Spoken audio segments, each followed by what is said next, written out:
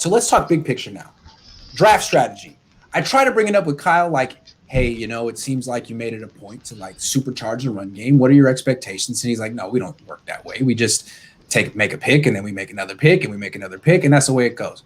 Okay, I don't know. It seems to me like they had a strategy to really take this run game, which went from second in the league in 2019 to 15th in the league in 2020, and make it elite once again.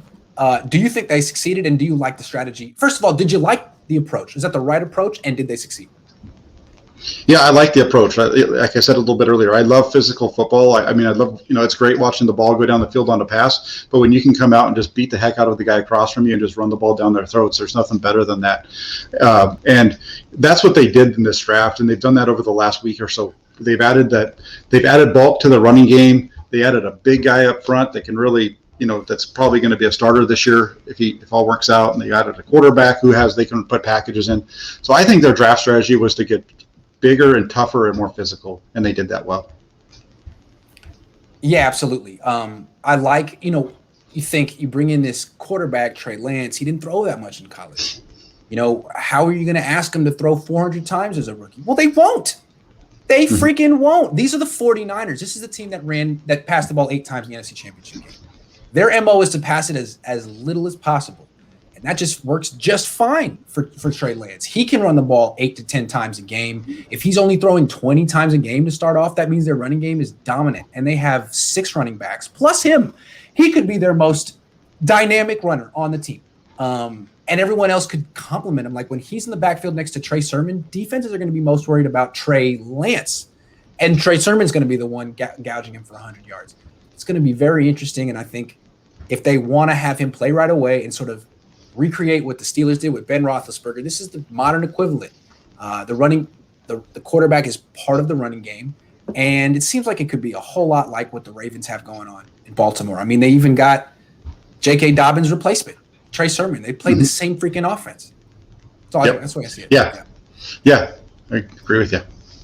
I remember, too, like when Shanahan unveiled this offense in 2012, I felt like the Niners were looking at it with Alex Smith being like, oh, we could do that. We could do that with Colin Kaepernick, and then they did. And they were like 6 months or like 3 months behind. Now I feel like, again, Kyle has been in competition with Greg Roman to see who can be the number one run game guy in the league. And Shanahan fell back, and he's looking like, well, maybe I can get my quarterback involved too. Maybe I can do a little bit of the stuff you do. And Kyle might beat him out this year. I think the Niners and the Ravens are going to be, once again, 2 best running games in the league. I think it's going to be good. And I think if that's what they do, if that's the direction that Shanahan wants to go, the thing that's nice about that is that he's got a much better passing system, I think, than Greg Roman does. And I think that he's got a quarterback that's going to prove to be better than Roman's quarterback. And also, I think he's got a quarterback better than who he had when he did this with Washington with RG3. I think this guy's better. Well, that's high praise because RG3 was the offensive rookie of the year and Lamar Jackson was an MVP. So I agree with you. I think that's why this guy is so intriguing. He has crazy, crazy potential.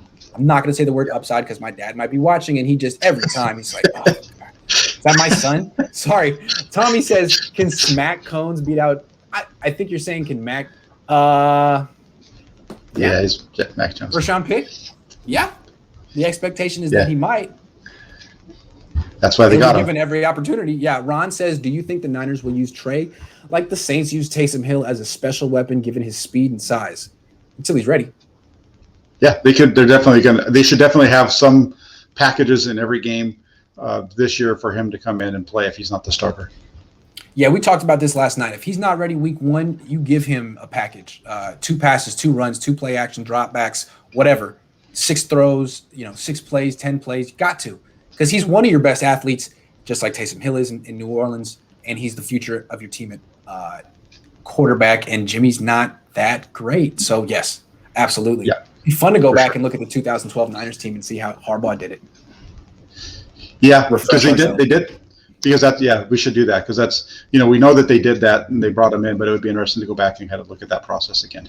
They did it, and it was kind of controversial. I remember they did it against the Giants and lost, and I think Harbaugh was blamed. Like, you lost because you don't have stability at quarterback, and eventually, as soon as Alex got hurt, Harbaugh used it as his opportunity to end of the platoon. And who knows if he was right. Ricky D says, sorry, what are you saying?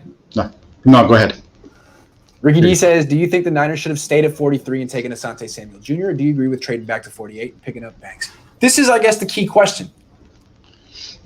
I'm fine with the trade because I think they needed to get tougher inside. And so when you look at the 49ers, they have Laken Tomlinson and Daniel Brunskill. Both those guys are going to be gone probably after this year because they're in the end of their contract. So now you've got Tomlinson's replacement on the roster, and you may have the replacement for Brunskill as well with Moore. So I agree with it.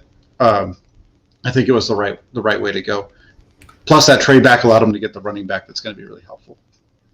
Yeah, I think it was the right way to go too. Asante Samuel's really good. Again, he's 5'9". I think ideally they were looking for a number one cornerback who's 6'1". Well, guess what? Those guys go in the first round.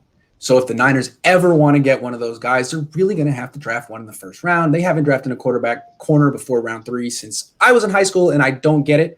But maybe next year they will, because all of a sudden they listen to us and they take our suggestions, and I'm extremely flattered. So next year, guys, a draft. Next year, you should probably draft a cornerback high because they're never going to drop. They're not. And maybe this Ambry Thomas guy is good, but he's not as good as Tyson Campbell. I bet you. Mm-hmm. Yeah, and these guys are both 6 foot, 5'11", so they're both bigger than Asante Samuel.